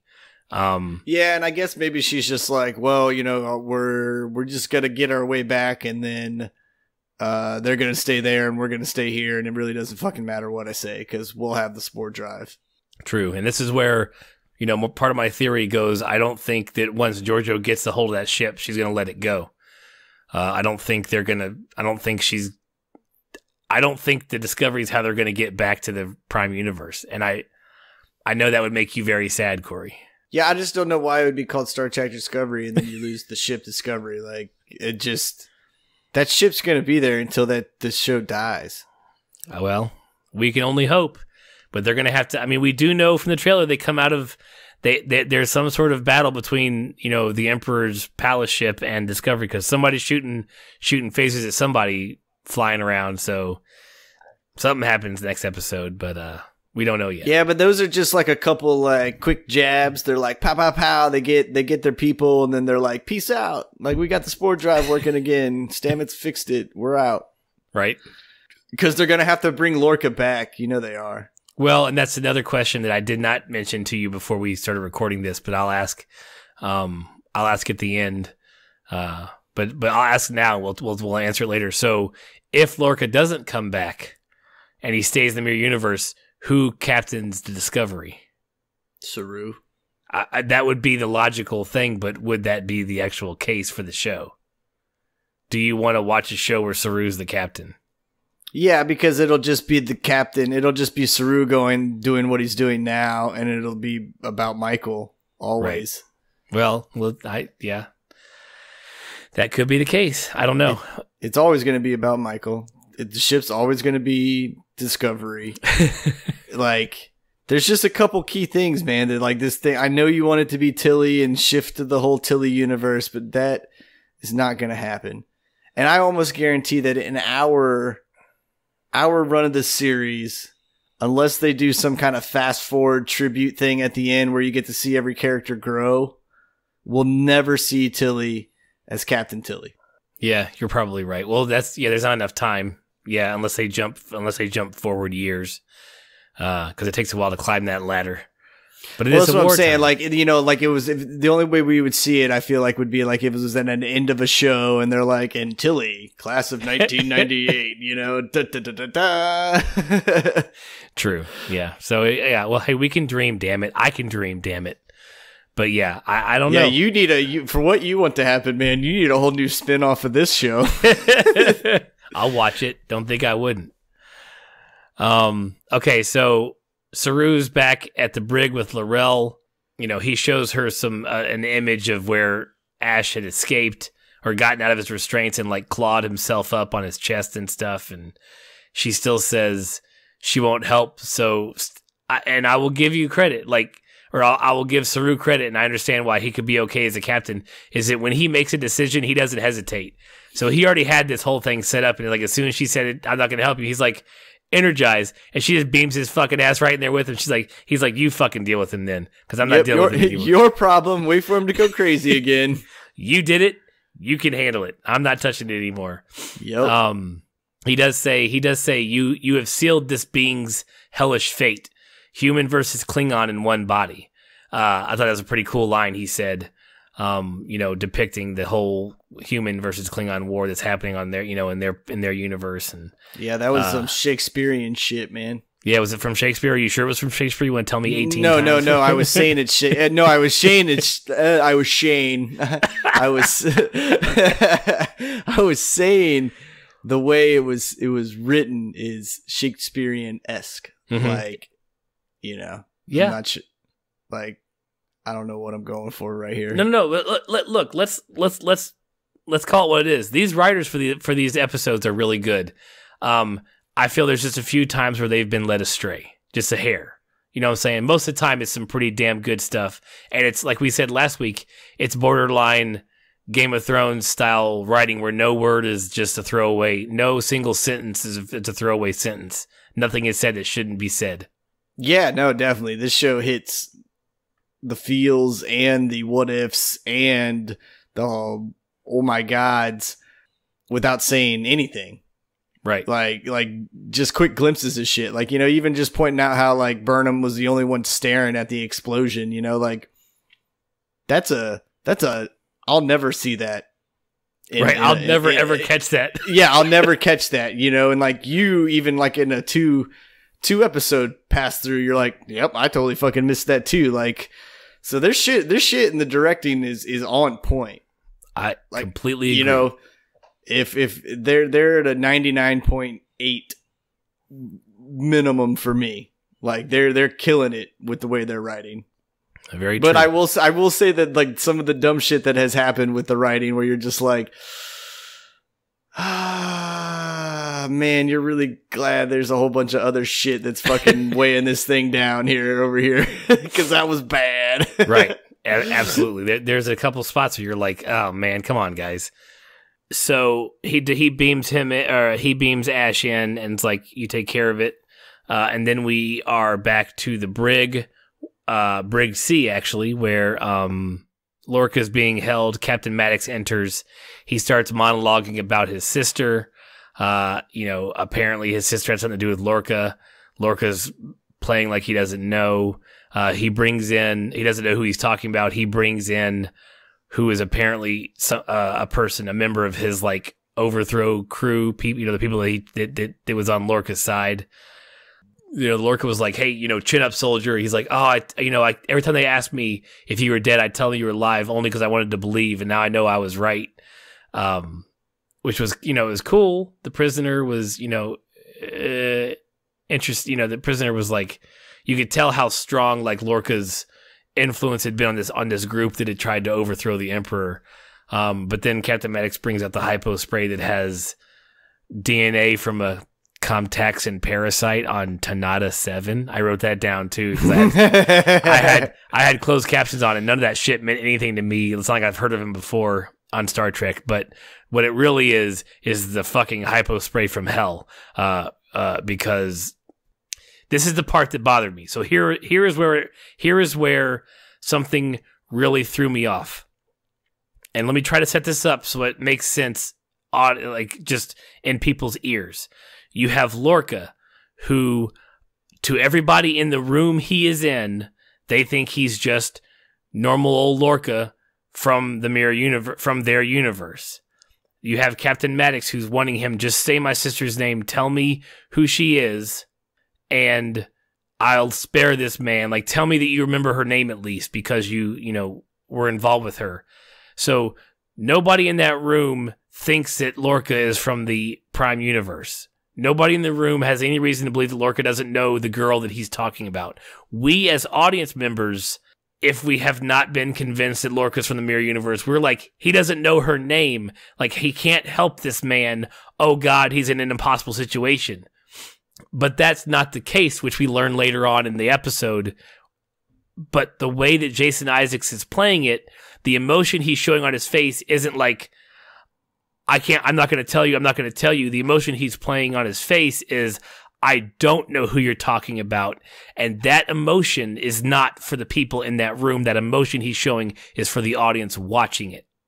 And that pisses me off. Do you think they would write that in there just because Lorca's gone soft a little bit? Like, I know when he gets out, he goes all fucking ham, but that's just one of those things like, ooh, I'm out. I got to accomplish my goals. His whole goal was to get him by himself in a room with somebody on the ship in an agonizer with one person in there and then fake dying. He did exactly what he planned to do. Yeah, I know. So I'm saying, like, do you think though when they showed that brief moment of his like face going like, I wish I could help this man. Yeah. Do you think that was him actually from being in Prime for so long that it actually was a little bit of a, oh shit, this is a little bit harder than it used to be moment, and obviously the thing happens and then he's like, all right, he's dead. Like, and he kind of hardens back up because like, this is the world. And so, he gets out. He's like, okay, I definitely have to accomplish my goals now. I'm just trying to imagine the situation as we know it by the end of the episode, why he wouldn't just be a dick, or he wouldn't just be like, and that's why I think he just got a little soft from being in Prime. And I think that's probably why you get that whole like scene you saw in the previews of him rescuing everybody. Well, I mean, I know he needs them, but it's also like, I can't do this alone kind of thing, where I think previous Lorca would have been like, probably that's what got him in trouble, is he got to where he needed to be and thought he was going to do the takeover, but could do it by himself. Like, he realizes he's like, I need a fucking few hundred pawns. Like, I'm not saying he's going to just send them all to their death, which he probably would, but he realizes he needs a little bit more. But now it's also from him being in Prime that like doing that shit's not as easy as it used to be. It's possible.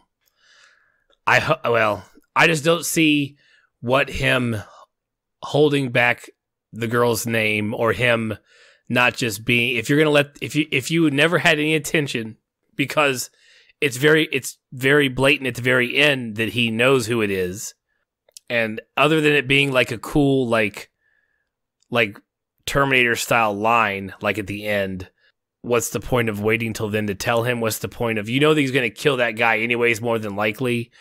So I don't know. The emotion that he was showing, I don't think was for anybody in that world.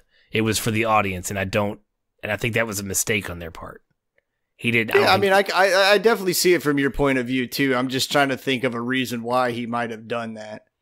And the only reason I can think of is that he got a little soft being in Prime. And I bet you if it was like, cause you could tell he still feels bad. Like whether it's a good bad because I didn't get my way, or like a bad, like I lost my people, which I think it is a little bit of both. Like, even though he's evil Lorca, like they were still his people. And I think it may, like, instead of it being like, oh, I lost my people, I'm heartbroken, he's like, oh, I lost my people, that's a slight against me kind of thing. Possibly. Next week we'll tell, or the week after, or they won't tell us this entire season. I don't know. We'll see. We do know he gets out. I don't know.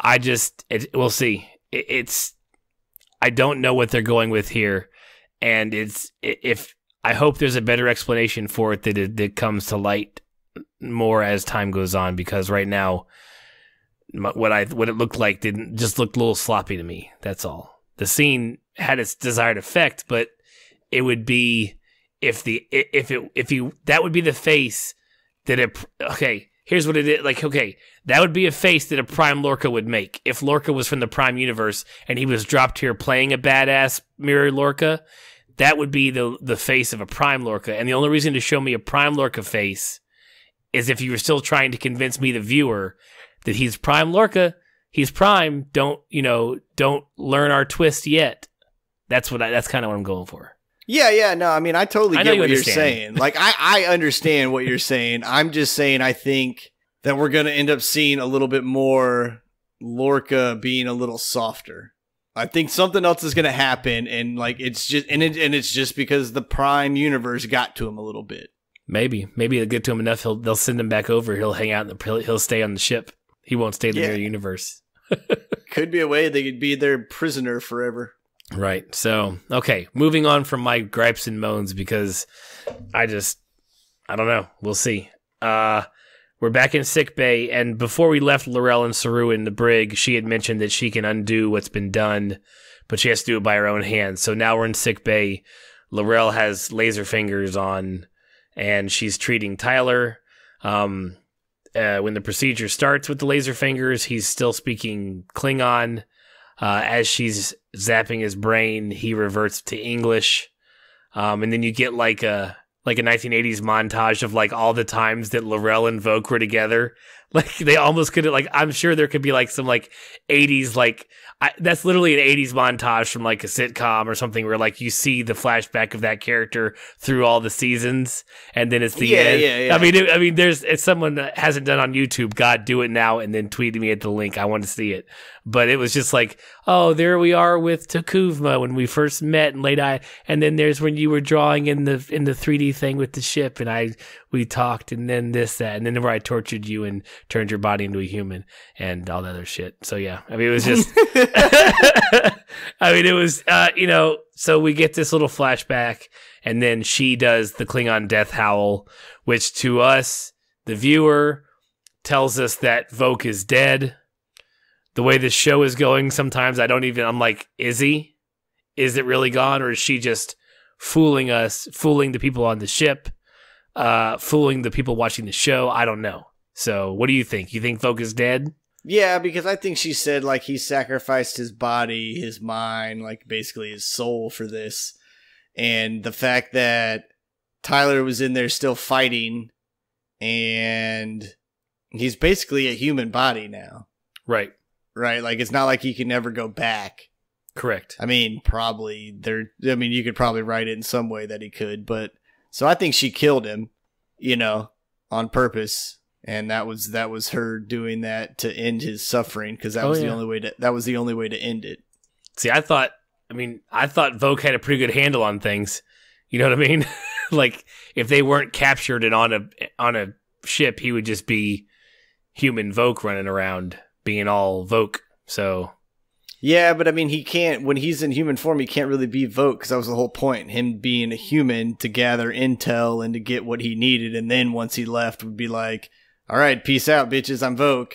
But if he was on there knowing he was Vogue, like, he would just have a whole ship after him. Exactly. So, so Vogue is probably dead.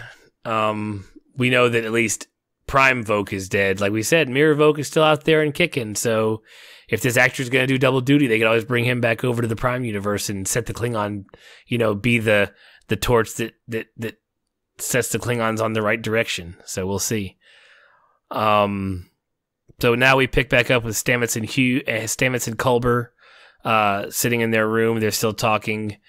Culber's explained to him that he remembers when he died, when like Stamets was holding him and that he felt safe, which to me, if he's dead, like, I don't think this is like any part. I don't think anything we see of Culber during this sequence, during any of this stuff in his brain, is actually like Culber's soul, like talking to him. Because if he's dead, you just think this is his brain putting it together in a nice way to explain it to him. That, or it's something with the network trying to trick him to stay in the network. You know what I'm saying? Yeah, I mean, I get that. I just don't agree with that one because he got out of it so quickly. He like, did. He basically just opened the door and was like, "All right, I'm done." Right. And his Culber told him to, like, you're just asleep. Just open your eyes. But then I don't know. This one has me kind of, because you're right. Because literally the Culber that was possibly trying to, I don't know if it was his. See, brain. what I think they're gonna do is if they can map a conscience, like the Cleons can map a conscience back, like he's gonna go in that web thing and figure out how to bring Culber's conscience back or consciousness back and whatever, and tell Cleon Mama over there, she's like, "Yo, get your brain fingers out and start needling this dude back up into his headspace," and there's your new holy shit moment right there. Yeah, right. Like she brings people back with her laser fingers. Well, but I'm saying, I mean, isn't that like a possibility now though? Like if that, like, let's say that wasn't just some trap and or like his brain convincing himself to, process the death, right? Right. Like, let's say that's some kind of astral projection or like he's moving between time, space, heaven, like that, everything, heaven, hell, like whatever you want to call it, dude. That guy is literally in the infinite. So maybe it's just like, if it's infinite possibilities, like he's found the as he said, nothing ever ends. Like he's found his energy. So if right. like, and then the other Culver was saying that, he's like, I found you in the map. And then I started tracing you where you were going. So he's found him. He's found his energy. Now, can he bring it back? And Very what true. can he put it in? Very true. And this goes back to our theory from a few weeks ago, where if we get magic spore, bring people back to life type thing. Because, and the only reason we were ever saying that is because on the After Trek, the writer and the actor who plays Culber was saying that he's not really 100% dead.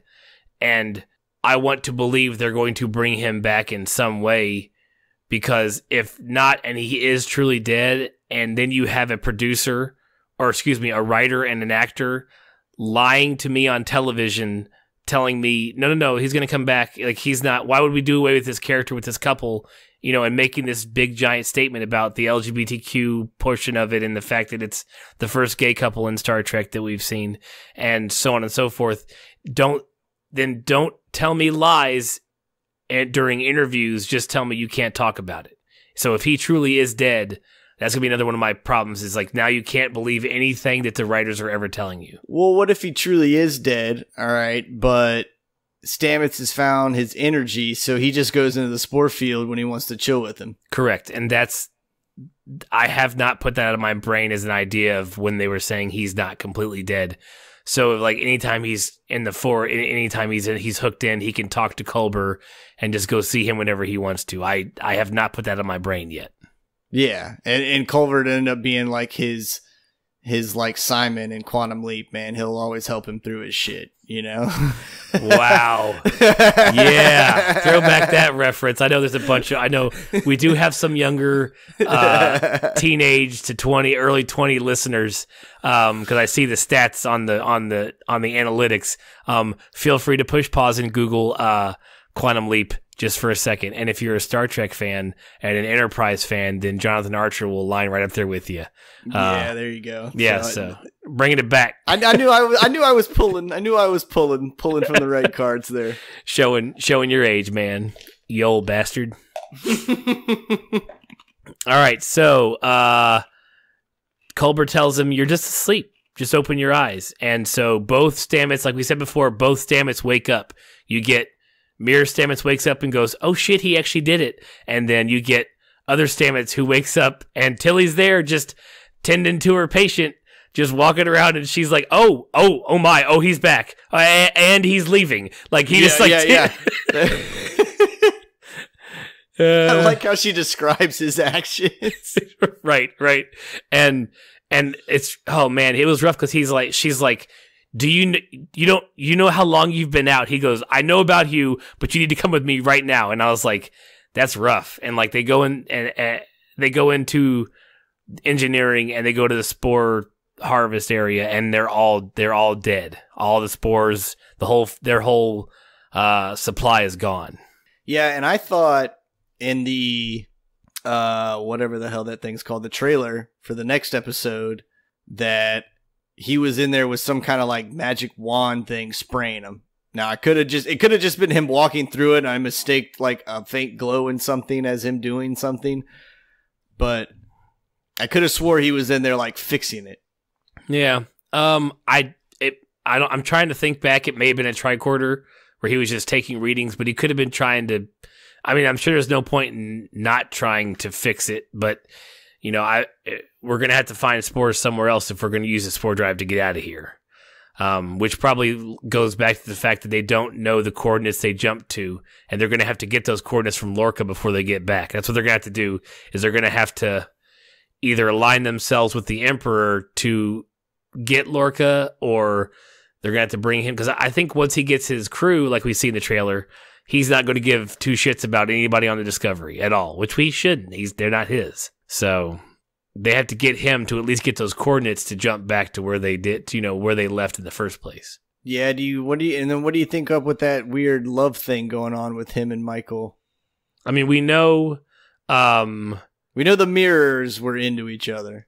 Well, true, and he picked her. I mean, that's what happens in the next scene is Burnham's convincing Saru to bring the Discovery to the Emperor's ship.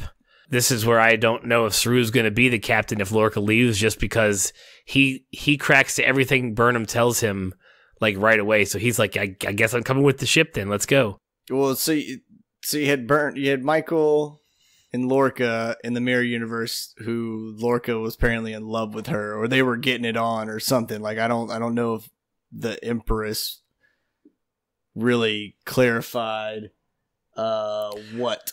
Right. She said, here it is. She said Lorca was Giorgio's right hand, and he was Burnham's father figure. Then when she grew up, he was more. And she says he groomed you, he chose you, and then we see flashbacks of like him saying, "I chose you," and this, saying it, to prime Burnham when he picked her out of the prison. I think that part and all those flashbacks and showing Burnham realizing all that shit from the past is going to pit her against him anyways, I think. Because she doesn't like being a pawn, doesn't like being, set in that situation. So, I don't know. Here is also at the very end, they're in the brig. Maddox is still screaming, like, say her name, beg for forgiveness. And I believe, I wrote down, he turns it up to 11. Like, whatever he does in that agonizer, he cranks that bitch to the top and, just goes nuts. He like where, when you look at it, it's like cool, medium, hot, and then there's always that like one other word with one other color that's like the super dark red, and in the cartoons it just says like dangerous. Right. Like that's where the guy just cranked the dial to. He was like, oh, there's a skull and crossbones, got it, click. Right. And we're moving back and forth between Giorgio and her talking and Lorca in the brig. And so once he cranks up to 11, we get back to her explaining about Lorca to her and the flashbacks. And then the windows open on in the room they're talking, and you see Giorgio shy away from the bright ball of fire that's in the middle of her ship area. And this is when we're all supposed to go, oh, and we're supposed to have this big reveal that we all fucking have known since like episode 4. But so we know that Lorca, everybody in that universe is sensitive to light. It's just the way humans have evolved in this universe. And now Burnham puts it together that Lorca is actually mirror Lorca. But then we cut back to the brig, and Lorca collapses in the chamber, and Maddox is like, don't you fucking die on me. And he like goes and grabs like fucking paddles to shock him back alive. And then Lorca proceeds to whoop his ass and then shock him between his brain. Like, oh yeah, dude, I love how he chokes him with the cord and then turns the thing on, and he's just like, bow, right on the sides of both of his head. Right, and then as he's down there twitching, he's like, Ava, and I liked her. Like, okay, so we know, we fucking know you know who she was, and we know that you're Mirror Lorca. And he's like, you just don't want to give any one-liners respect, man. Like, that's all this is to it. You're pulling a Rodney Dangerfield on all the one-liners. Like, yo, that shit didn't need to be there. We didn't need that one-liner. Right. And he says, But you know how it is. Somebody better came along. So I'm assuming he was working with Ava before Burnham came along, or like before all that stuff with Burnham happened, because Ava was Captain Maddox's sister, or Maddox who was rising up, and he was, one of the, I don't know. What, is he insinuating that he was always trying to like get up to Giorgio to like, I don't know. But whatever. He knows her name. He's Mirror Lorca. And then he frickin' skull stomps the guy, then kills him, I'm guessing, whatever. And the 37-minute show ends, and our podcast is now almost 2 hours long. Yeah, we can flat out talk about this show. I know it's really it's nice. I didn't expect this to be this long, but it was still a good episode. I mean, all right. So we didn't ask at the beginning, Corey. So give me your score of this episode. I gave this episode out of 100. I gave it a 92. Gross. So I gave it a 9.2 out of 10. Like I like this episode. I don't know if it was because I didn't watch it when anything else was going on this time. So like, I don't know if I was like hooked into it, more, but like, I know it was a slow episode again, but I like the unfolding of the stories. Like, there's now no way that the next episode is not going to be an action episode. So I think that's why this one got a higher score. Like, because of all the stuff that got revealed, there's no way that there's just not going to be so much boom in my face stuff the next episode that I'm gonna I won't. This was the perfect preemptive. Hey, we're about to give you probably one of the better episodes of the year. So you give the preemptive one a 92. Yeah, dude, because I know the next one's gonna be that badass. Okay, so what questions are left of all of, like, we've pretty much knocked out all of our overarching questions in the last 2 episodes. Well, yeah, we still have the big one. How do they get back? And right. Who's coming with? Right. So I mean, and you can write 3 more episodes with that. And I bet you the last episode's going to be them figuring out how to get back, but then that's where it's going to stop. Like, we're not actually going to see them make it back. Oh, so you're saying here on Two Dads Review that they don't make it back. Maybe not necessarily to where they want to be. Like, they may get it out of Mirror, but they may be like Mirror adjacent. Oh shit. Yeah. Like, I'm not saying that they're not willing to introduce a whole new universe. Mm-hmm. Especially with the characters they've created in this. Like, Voke's gonna be back. Okay. Like, I don't see how you don't bring a character like him back. Even bringing him back for that brief fight scene was worth it. True. Like, and I'm not saying they're going to be bouncing around from universe to universe to universe or anything like that. But like, I really wouldn't be surprised if they didn't make it home this right away. And so that's how you get someone like, say, Michael or Saru being captain for a while, because they have to obviously have a new captain because Lorca doesn't come with. Right. Or Lorca does come with, but not in the captain capacity and more in the prisonery capacity. True. He has done a few things wrong. Yeah. That'll be the fight, is that Burnham and Giorgio have to team up to defeat Lorca, but then it'll be the fight between her and Burnham who's going to take him, because they both have claim to, like, no, he's ours because he's done a bunch of bad shit in the United Federation of Planets, and Giorgio's like, no, he's from our universe, we get him. So that could be the cool, like, those they fight against Lorca, but then they fight each other, and then see, I think Michael would just totally be like, yeah, Pete, he stays. Mm-hmm. Like, I think she would, out of all the people, because she's basically already sentenced numerous people to their death, and so if Miss Empress is like, yeah, he's not going anywhere, I don't think she would really have any qualms or quarrels with that at all. Like, she'd be like, yeah, okay, you're right. Like, I don't need it. I don't fucking need this problem. And then it'll lead her to be captain.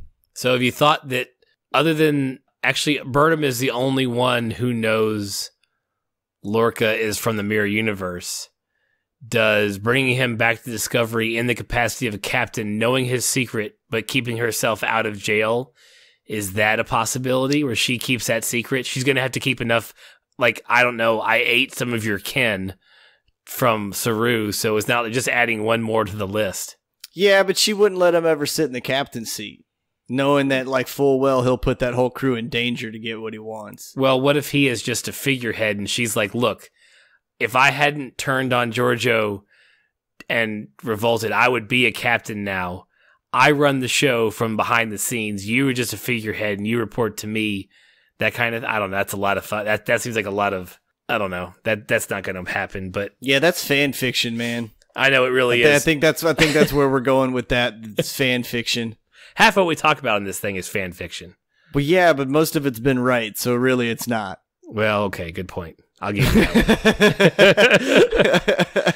Well, we'll see. Episode 13 is upon us this coming Sunday. We are excited for it. We do see in the trailer for next week that Landry, Commander Landry, who died so viciously from the poor tardigrade, she is back, the mirror version of herself at least. So that's cool. And yeah, so next week better be phasers blasting and all kinds of battling and no more monologuing. No more talking. I think it'll be like that, and I think within the battle is where we'll get our new set of what ifs and questions that they're going to raise, because the main ones we got from the get-go of this show, they've kind of answered. Correct. So now we're about to get into okay, well, what happens when this battle's over? What do we do? Right. You know, and so then you'll get your whole new set of problems and your whole new set of like, oh, well, what if these two people partnered up? You know, like what if we got Stamets and Stamets every other episode of them two somehow meeting together in the neural network, or, you know, like, I don't know what they're making Facebook, you know, in the sky. Like, I'm not sure, but I'm saying like, I really wouldn't be surprised if you started seeing stuff like that. Like, what if they get back, but the Stametses are still talking? Right. Very true. That will be fun. That'll be interesting. If they don't introduce a whole bunch more questions next episode, then we're just going to kind of be, other than how do we get home? Like, that's a great overarching one, but you have to, well, you're going to see the fallout of all the things that have been learned in the mirror universe. So there may not be a lot more questions next week, but you're right. There needs to be a whole other set of questions or another hurdle of them getting home. But yeah, we'll see. Any final thoughts? No, it was a good episode. I think we summed it all up. I don't give it a 92. No, I know you don't. Like, would you probably give it like what, an 84? No, I'm gonna give it like I can't forgive some of this stuff that I saw, and if I'm wrong, I'm wrong. Later on down the road, but I give it like a 70, like maybe even like a 65. Holy shit. And that's rough for me. Like, it's really, we haven't given anything on this show. Well, maybe there was a couple episodes of American Horror Story that we gave some really bad scores, but they deserve that shit. I wish you guys could have seen his face right there. It was so serious. Oh man, they deserve that. Oh, Jesus. Anyways, yeah, it will all, I may change I'll tell you what, I'm going to give it a 69. Let's give it a 69 for now, and I reserve the right to change it in either direction over the next couple episodes. How's that? That's like the most bandwagon thing I've ever heard. It is. Life. It's exactly how us Trekkies roll, so shut up. I don't like it if what I'm seeing is sloppy directing / writing / winking at the camera practically. If it's not that and it's something else, then I reserve the right that I was wrong, and I will give it a better score. So that whole like one scene knocked that thing down like 30 points for you? Yes. That scene combined with the few other bitches we had this episode. That I had this episode. Because you apparently did it with your fucking 92. I thought it was a really good episode, man. I mean, it was still good, but yes. If you were to put last episode, this episode together, I'd give it like a solid like 80. You know what I mean? Like score, but they split it up. So part of that pisses me off that I feel like they split it up just to make 15 episodes. You can't hold the episode accountable for that. We're not grading the episode on because it didn't get the time because business has made me cut it in half. Yeah, I know. Nope, I'm sticking with I'll give it a 70. I'll give it a 70. And okay, I can live with that, because I was like, man, if you got that thing in the 60s, dude, that shit's borderline like unwatchable. Yeah, it was not unwatchable. There were some decent elements of it. So let's see what next week brings, and I reserve the right to change my thing because I'm stupid. All right, fair enough. I'm gonna throw a little shout out to a couple YouTube listeners here. We got Miss Ann Moore and Mr. KB Space F writing and replying, which makes me so happy, because that is what I love the best about doing any of this, is when people give feedback or people comment on the show, or even like our badass Reddit comment, you know, like, you guys suck, stop what you're doing. Like, it's worth it. Like, I love hearing that stuff. So you know what, I'm throwing a little love their way. Well, Ann has commented. Ann has commented before, I believe the week before as well, and I actually replied to that one. I have to figure out why YouTube is not telling me when we're getting comments on our videos. I don't go to our page because a lot after I upload the video, because I don't want me going to that video to queue off like a view, because we don't get a lot of traffic on the YouTube site yet. Every once in a while we get a big spike, but I'm like, I don't want to like up our numbers just because I keep going back to the page to see if somebody's commented. Yeah, I mean, it was just the first time I got an email notifying us with anything, and I mean, I got so excited about it earlier that we actually had to stop. Right, you guys will never hear it, but we stopped recording to like read their comments. So hey, thanks for commenting. We love every one you guys give. The YouTube ones are real easy to reply to, so we'll get on there and reply to you guys here tonight or tomorrow for sure. And then we'll throw this podcast up on Wednesday, hopefully. It depends. Last week it was supposed to be a Wednesday, and then it was not. It was a Thursday because things just happened, and I did not get it out till Thursday. So that's why you guys got to turn on. When you subscribe to our podcast on Google Play or Apple Podcasts, hit that notification button just so you know when our stuff comes up. It'll send you a ping. If not, there's no telling. Once a week, but he can't tell you what time that week. Yeah, there's no same bat time, same bat channel. It's just, it's there. It'll be there, I promise. Once a week, every week.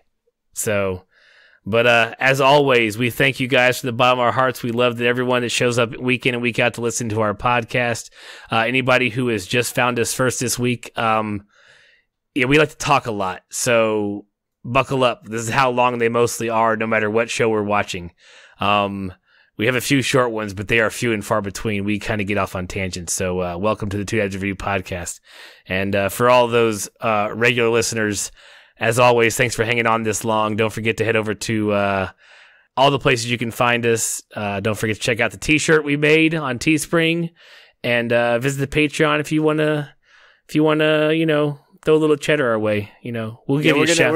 We're trying to think of some tiers for there. So I think one of the tiers may be the t-shirt with the donation, and then we're gonna, like, the first tier is the hardest, man, like, because the first tier is like just people being nice, right, for basically, but like I still want to do something, and I don't know, maybe that's just shout outs at the end of the show or something like that. Like, you want me to help you propose to your fiance, dude, I got you. Like, whatever, man. You don't want him doing that. Like, hey, dude, I'm not saying it'll be good, but I guarantee you get a yes. I guarantee you get a yes. Well, I will tell you what, anybody who contributes to the Patreon, you will get a shout out on the podcast. So anybody whose name is on there, we will, when it cranks up, we will absolutely give you a shout out the week you join. So that'll be very special to us. We may just have an old episode about you. We don't know. We'll see. Yeah, man. We may just come out here and throw 2 out in 1 week, and I'll do the editing on that one. Yeah, you can't see my face on that one either, everybody listening. All right, so from this side of the internet, thank you guys for tuning in, and we'll catch you next week. Yes, thank you as always. We really appreciate you taking the time out and listening to us just babble about bullshit. We really appreciate it. Love you guys.